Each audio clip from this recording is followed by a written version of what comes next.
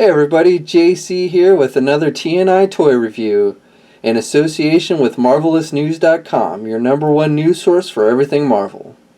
And today we're taking a look at the final figure in Hasbro's new 6-inch Wolverine / Marvel Legends line, Sabretooth. Now this figure, like with all the others, is packaged in the same kind of basic packaging. We see the Wolverine logo up at the top with a picture of Wolverine slashing out. Then in the background we have the red and yellow colors with the X-Men X in the back. And then down below we have the Marvel Legends logo, and indicating it's the Puck series Build-A-Figure, and then the character's name, which is Sabretooth. And then the figure is clearly displayed in the blister card packaging, so you can see it along with its accessories, which in this case is just the head for the Build-A-Figure Puck.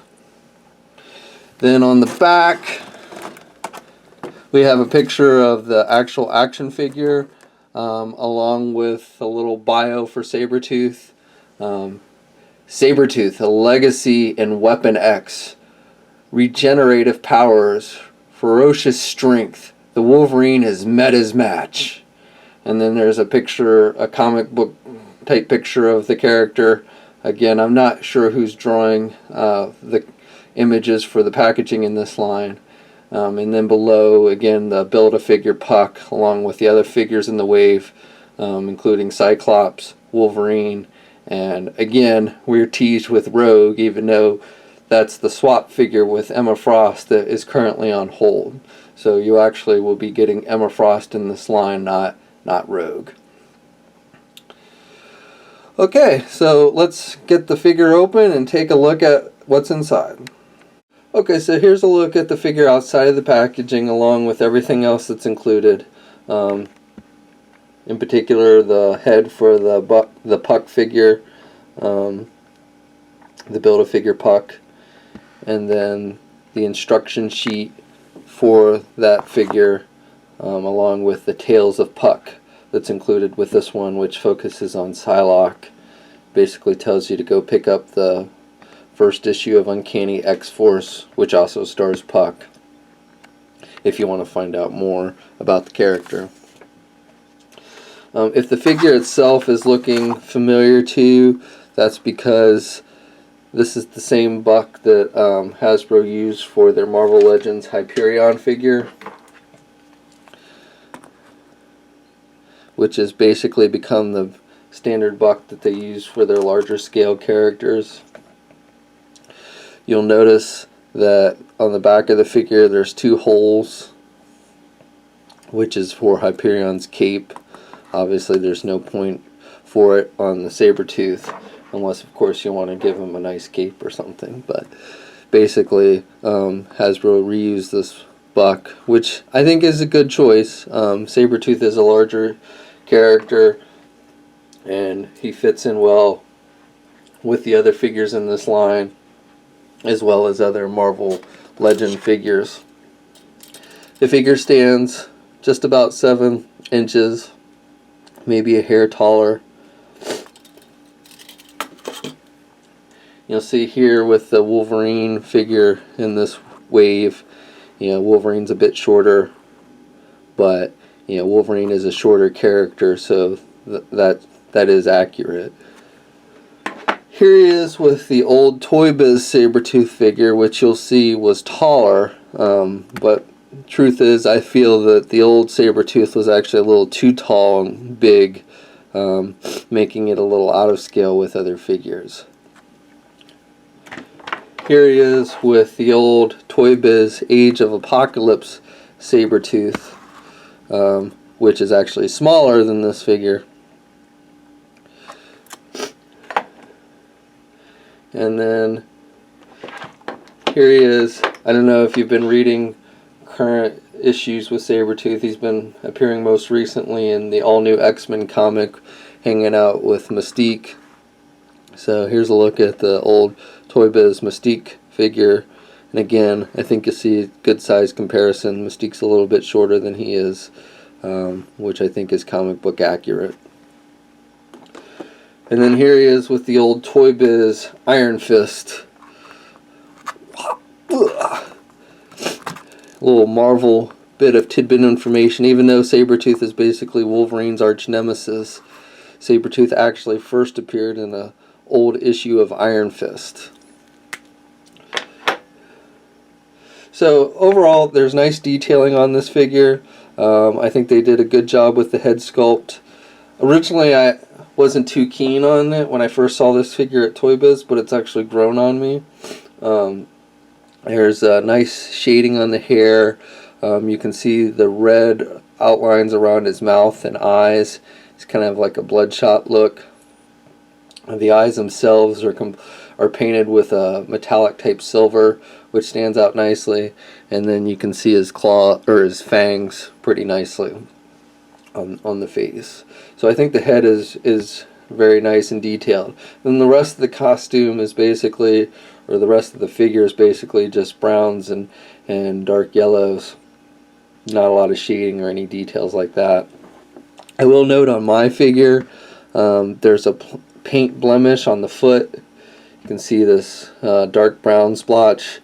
My guess is that's only with my figure. Is probably not something you're going to see in all the figures. But I just wanted to point that out. Other than that, there's no errors or anything with the paint that I noticed. And it's a pretty solid job overall. Even has some detailings on the claws. So you can see his fingernails are dark brown, giving it some extra detail on the hands, which is good. And he's got 2 peg holes on the bottom. So let's look at the articulation. Okay, so again, if you have the Marvel Legends Hyperion, you're going to know pretty much what you're getting as far as articulation goes with this figure, but we'll go over it real quick anyway. The head is on a ball hinge joint, so he can look up good. He can look down,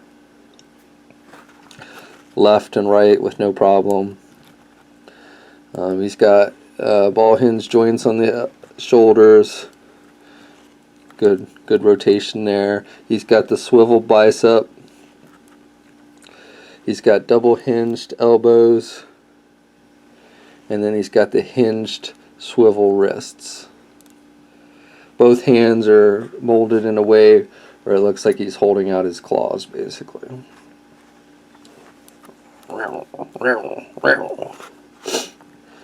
He's got the midsection ab crunch, so he can look down nicely, and he can look up, though it does look a little funny when you have him looking that far up back.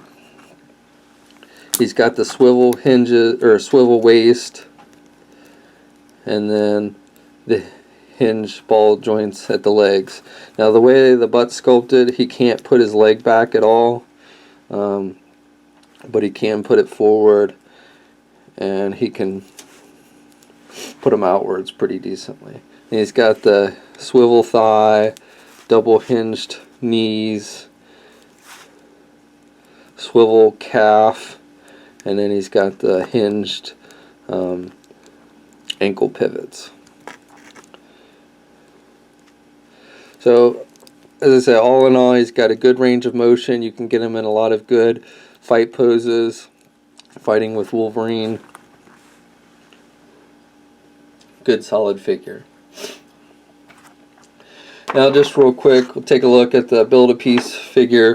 Puck, I'm going to do a full review of Puck afterwards, but I just want to give you a look at the head, which is what this figure comes with.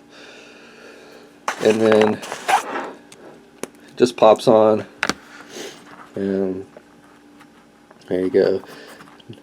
The neck is a hinge ball joint, so the head's got some good movement up and down, and then can move left and right. Again, we'll go into a more in-depth review of this figure. I just wanted to give you a quick look at it. So there you have it. Again, Sabretooth is a good solid figure overall. Nice modern look. It's not completely accurate to the most recent costume I've seen in the comic books. Again, in the all-new X-Men, but very close. Main differences between that and this is he's got long hair in the comics currently, and he wears this necklace that has like skulls on it or something. But still, the costume itself looks pretty similar to this one, and is a good modern look for him. I probably would have preferred maybe long hair over the short hair, but again, I can't complain too much. And I can't really say if, you know, if he has, I don't know if he has worn this exact outfit with the short hair in the comics. You know, Sabretooth's one of those characters that kind of gets interpreted differently depending on who's drawing it and what title he's appearing in. But again, it's pretty close to what you're seeing in the comics right now. So I like it. And so that's pretty much it for this Wolverine wave. Very solid wave all around. Really isn't a dud figure in the batch. I mean, granted, you know, Wolverine, you know, we probably have a lot of Wolverines if you've been collecting Marvel Legends, but this, quite honestly, is probably the best Wolverine figure they've released to date. So again, I highly recommend the entire wave, and it's, as I mentioned before, it is a previews exclusive, so you won't find this in mass retail like Toys R Us or Target. You're only going to find this at places like your comic book specialty shops or online e-tailers, because basically this wave is only appearing and or is only shipping through Diamond distributors. So you'll need to check your local comic shop or online e-tailer and see if you can still find this wave. But a good solid wave overall, and highly recommend all the figures in it. So that's my review. Again, we'll have a puck review for the Build-A-Figure separately, so be sure to check that out. And until next time, I'll catch you later.